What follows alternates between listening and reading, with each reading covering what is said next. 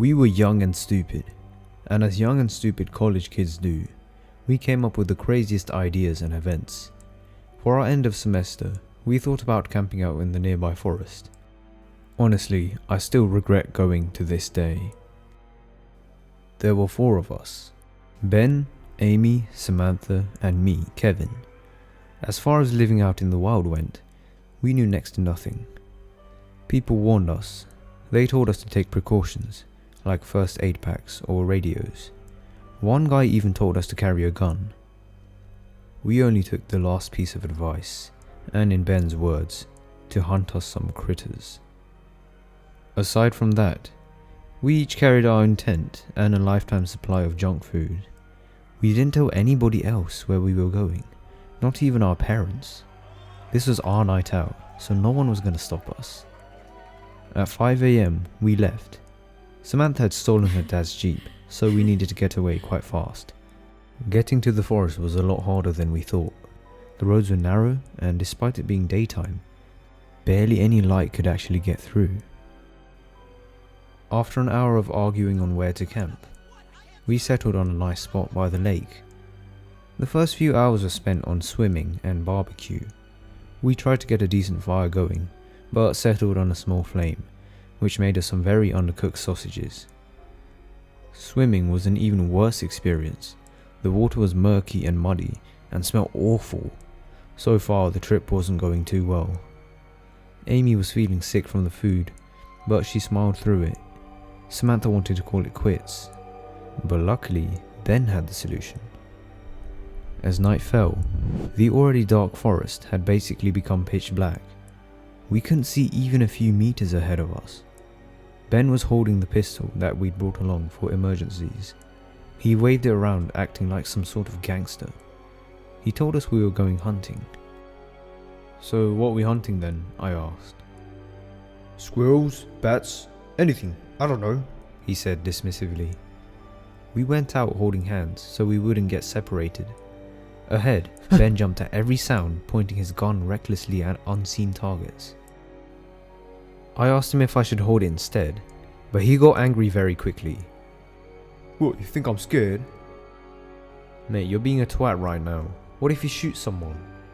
He didn't say anything and kept walking. We did this for a while in the pitch black night. When we found nothing else, we retraced our steps, slowly but surely, back to where we pitched our tents. Then we tucked into our sleeping bags for the night. I rolled around trying to find that one comfortable position to sleep in. Even through my sleeping bag, the cold chilled me to the bone. I heard a stumble outside. I left my tent. If I couldn't sleep, I'd rather just talk to someone. "Hey, who is that?" A figure by the lake turned around. I couldn't see who it was, but judging by the position they were in, I thought I had caught Ben in the middle of his business. I laughed and apologized. But Ben didn't say anything back. He just darted towards the tree line, disappearing in moments. I thought nothing more of it. Maybe he was just embarrassed. I went back to my tent, but stopped when I heard feet shuffling again. "Ben, whatever you're trying to do, it's not working. Just stop." The feet stopped. "You couldn't get any sleep, could you?" No response. "Hello?" There was a muffled voice. It sounded like it was trying to scream. Unnerved, I rushed out of my tent and into Ben's tent, ripping open. It was empty. But the gun was there on the floor, so I picked it up.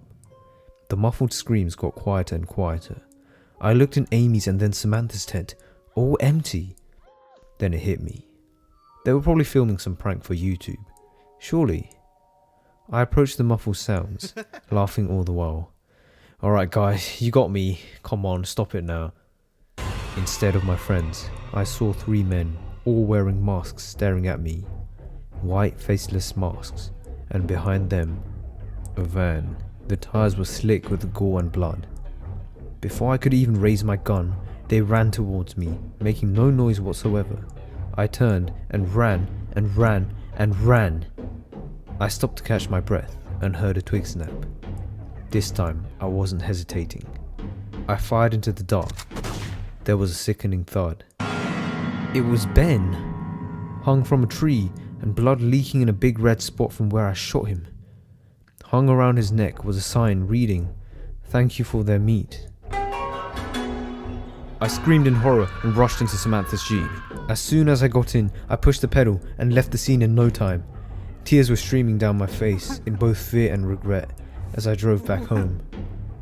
The next day, I watched the news about how they had found Ben's body in the woods and that Samantha and Amy were never found. Now they're coming for me. I know it. We were young and stupid.